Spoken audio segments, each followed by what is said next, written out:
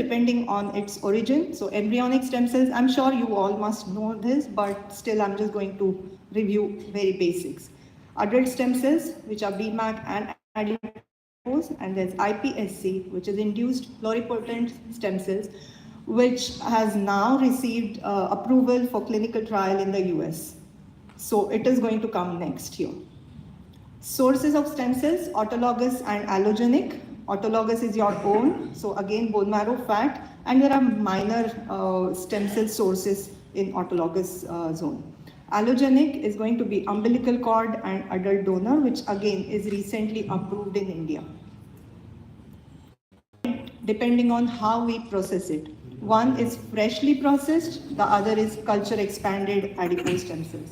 The freshly processed one could be MFAT, which is micronized fat, which is the one which is approved by US FDA and is legal to use. Right now, SVF is not approved. It comes in more than minimally manipulated zone and ultrasound cavitation. So right now, US FDA approves MFAT and so does Indian FDA also. So we used to think that fat is full of fat cells, right? But we were so mistaken. It's an organ itself. It's thermoregulator and lubricant, yes, but it has endocrine properties, it has sex steroids, and most importantly, active reactive cell depot. Fat is a complex cellular depot in which there is vascular element and extravascular content also. We'll get into the details of that. So first regenerative capacity of fat was actually discovered by Martin Rodwell in 1964. It took more than 40 years to actually discover MSCs, that is stem cells which exist in adipose tissue, by Patricia Zook. So this is a beautiful diagram which actually shows everything that is in adipose tissue. So you have stem cells, you have pre-adipocytes. Of course, the big yellow cells are, okay, I don't know how to operate this. But anyways, okay, so the big yellow cells are adipocytes. The blood vessel, it shows pericytes, which are actually clutching over to the endothelial cells. They are very important in regenerative medicine. Then there are small stem cells. Endothelial progenitor cells, again, they have a huge capacity of regeneration. And there are macrophages, which are type 2 here and not type 1. Type 1 macrophages are inflammatory and type 2 are anti-inflammatory. So this is a hugely rich depot of cells that the fat has. So adipose regenerative cell analysis, so mainly composed of 37% of endothelial progenitor and pericytes. Stem cells, true stem cells, are just 1 to 4% in adipose, and the others are made up of leukocytes, macrophages, and endothelial cells. Again, this just goes on, the analysis. How do we source adipose stem cells? Subcutaneous, it's in abundance. Everyone has it. Abdomen, buttocks, lower back, loin, and thigh.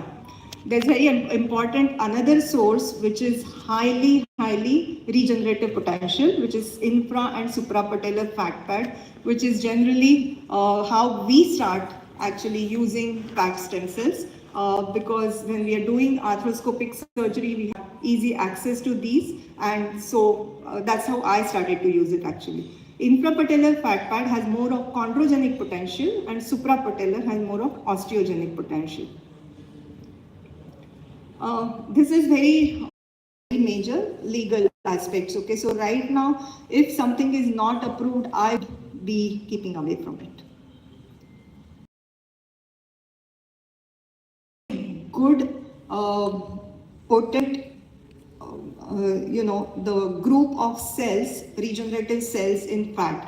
And what happens there is that you aspirate, and so as you can see, the adipocytes are out, and these are only, that consists of only pericytes, adipose derived stem cells, pre-adipocytes, and it is processed with centrifugation and then ready for intra-articular injection. Just PubMed research gives 382,000 results. There are over 85,000 papers which are published till now. These are the studies. 2011 only one study. Now it is more than 5,000 patients till 2019. There are lots and lots of papers. I'm not going to go through it, but this is one of the better papers in which there was 22 papers review in just 2023 with 76 patient study with 3-year follow-up, which showed actual regeneration and increased thickness of cartilage at the end of 3 years. This was our own research paper. We did 302 cases of grade 3 and 4 osteoarthritis knee. We published it last year, and it has got, it was a composite therapy basically. So we combined BMAC with adipose with PRA. Can you please wind up? Yeah, I'm just finishing. It's quite beautiful. I don't know, but it's definitely useful. So current trends, biocomposite therapies, excellent, growing body of evidence, but cytokine specific growth factors and exosomes are exciting since they do away with the need of cells. So variability factor is taken out. Future looks exciting. To that end, I would just like to mention in passing, we have an American board certified course running in which it's a very thorough, in-depth, comprehensive course, and we can actually, help you to form a foundation of regenerative medicine. Thank you so much for patiently listening to me. Thank you, Dr. Sharmila, for that very insightful talk. I'm sure there will be many questions, but we'll be taking the questions at the end. Next, I would like to invite on stage Dr.